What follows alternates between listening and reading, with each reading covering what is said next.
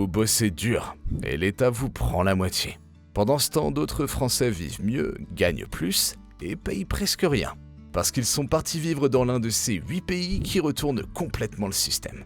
Des pays qui, littéralement, changent la vie de milliers de Français. En s'y installant, ils économisent jusqu'à 20 000 € par an. Et tout ça est parfaitement légal. Pas besoin de se cacher, pas besoin de tricher. Dans cette vidéo, je vais vous montrer 8 destinations où vous pouvez fuir la France en toute légalité. Et restez bien jusqu'à la fin, parce que la numéro 8, c'est un véritable cheat code fiscal. Mais attention, mal utilisé, ce cheat code peut aussi devenir le pire piège de cette liste. Première destination, Andorre. À 2 heures de Toulouse, ce petit état niché dans les Pyrénées attire de plus en plus de Français. Pourquoi ? Parce que c'est un peu la Suisse low profile version francophone. Et fiscalement, c'est un vrai game changer. Impôt sur le revenu plafonné à 10%, zéro impôt sur les dividendes étrangers, pas de droit de succession et surtout, pas de CSG, pas de CRDS. Prenons un exemple. Un consultant freelance gagne 100 000 € par an. S'il reste en France, il lui reste environ 55 000 €. En Andorre, plus de 85 000 €. Mais Andorre n'est pas un pays de vacances fiscales. Pour y vivre, il faut s'y établir réellement, créer une structure sur place et justifier un revenu minimum d'environ 2 500 € par mois. Il faut aussi verser un dépôt de 50 000 € à l'entrée, placé en garantie. C'est une option solide pour les freelances, les entrepreneurs, les investisseurs. Tous ceux qui veulent rester à 2 pas de la France, mais à des années-lumière de sa fiscalité. Mais si vous cherchez un pays taillé pour les entrepreneurs avec une fiscalité optimisée spécialement pour les entreprises, alors le prochain est clairement fait pour vous. La deuxième destination, c'est l'Irlande. On en parle peu et pourtant, c'est l'un des pays les plus pro-business d'Europe. Si vous avez une entreprise ou que vous comptez en créer une, écoutez bien, l'impôt sur les sociétés en Irlande est de 12,5%. En France, 25%, c'est la moitié.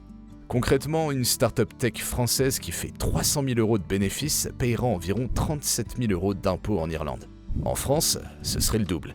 Je connais d'ailleurs une entrepreneuse qui s'est expatriée en Irlande. Julie, 34 ans, a monté une agence no-code en France. Elle faisait 150 000 € de bénéfices par an. Elle est partie à Dublin. Entre la fiscalité sur sa boîte, la TVA locale et quelques optimisations, elle a économisé 80 000 € en 3 ans.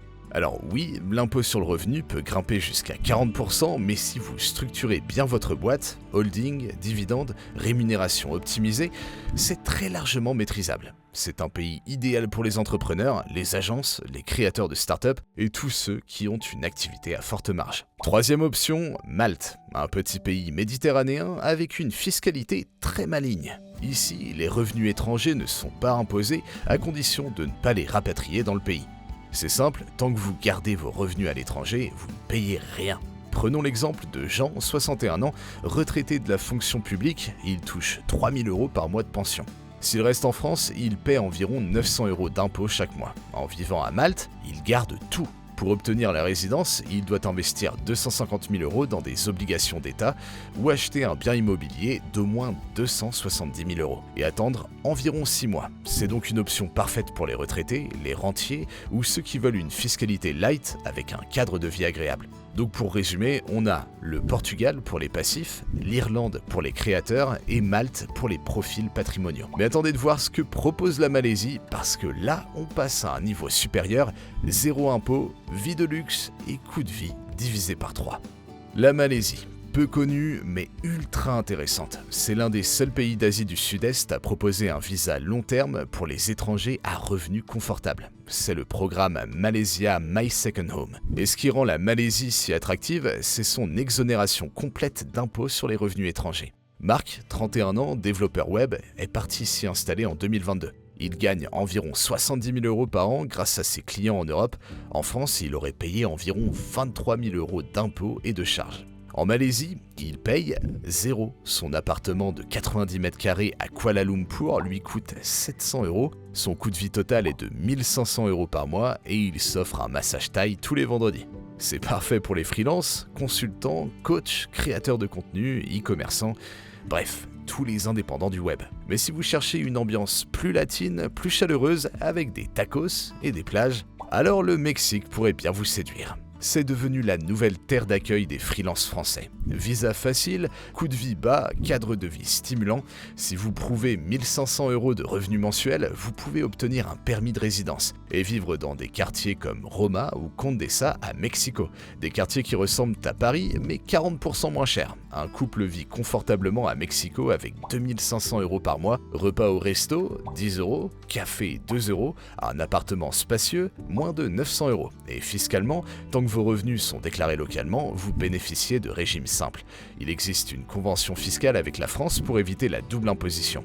C'est une des meilleures options pour les freelances et les entrepreneurs solo. Si vous cherchez plus de nature, plus de calme et de lenteur, le Costa Rica pourrait bien être votre paradis. Vous vivez entre la jungle, les plages du Pacifique, les petits cafés bio, le surf.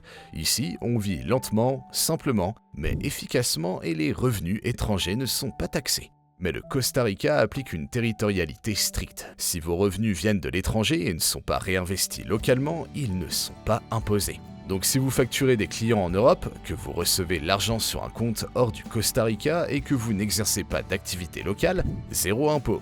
Et pour obtenir un visa temporaire, il suffit de justifier 2500 € de revenus mensuels. Clara, ancienne RH à Paris, est partie vivre à Nosara. Elle bosse 25 heures par semaine pour une boîte française, vit à 5 minutes de la plage, paye zéro impôt et dépense à peine 1800 € par mois tout compris. Et vous gardez l'essentiel de vos revenus. C'est l'option préférée de ceux qui veulent ralentir et changer de rythme. Et si vous cherchez une version plus stable, plus européenne, mais toujours en Amérique du Sud, alors le prochain pays devrait vous intéresser. Encore méconnu, mais très intéressant, l'Uruguay. C'est l'un des seuls pays d'Amérique latine à offrir une stabilité politique, une sécurité personnelle élevée et une fiscalité attractive. Pendant les 11 premières années, vous pouvez bénéficier soit d'une exonération totale sur les revenus étrangers, soit d'une flat tax à 7% si vous rapatriez l'argent dans le pays. Et après 3 ans de résidence, vous êtes éligible au passeport uruguayen. David, coach sportif en ligne, a quitté Lyon pour Montevideo. Il a gagné 60 000 € par an. En France, il en gardait 35 000. En Uruguay, plus de 55 000. Son appart de 85 mètres carrés en plein centre lui coûte seulement 780 € et il est à 15 minutes à pied de la plage. L'Uruguay, c'est discret, fiable, sérieux. C'est un peu la Suisse de l'Amérique du Sud. Et si vous cherchez la destination ultime, une ville qui ne dort jamais, un écosystème business hyper actif et un environnement fiscal radicalement avantageux, la dernière destination est pour vous. Vous l'aurez deviné, je parle bien sûr de Dubaï. Dubaï, c'est la solution ultime. Mais c'est aussi celle où le plus de Français se font rattraper par le fisc, parce qu'ils pensent que c'est simple. Mais ici, si vous laissez un pied en France, même par erreur, le fisc le repère et il frappe fort. Dubaï, c'est 0% d'impôt sur le revenu, 0% sur les sociétés offshore et un visa nomade disponible dès 3500 $ par mois de revenus. Pierre, consultant en stratégie marketing, gagnait 100 000 € par an à Paris. Il lui restait 55 000 € après impôt. À Dubaï, il garde tout et paye 0 €. Mais attention, pour profiter à fond du système, il faut couper net avec la France. Si vous louez encore un appart à Paris, si vos enfants sont à l'école en France, si vous rentrez trop souvent, l'administration française peut vous requalifier et vous faire payer des rappels d'impôts monstrueux.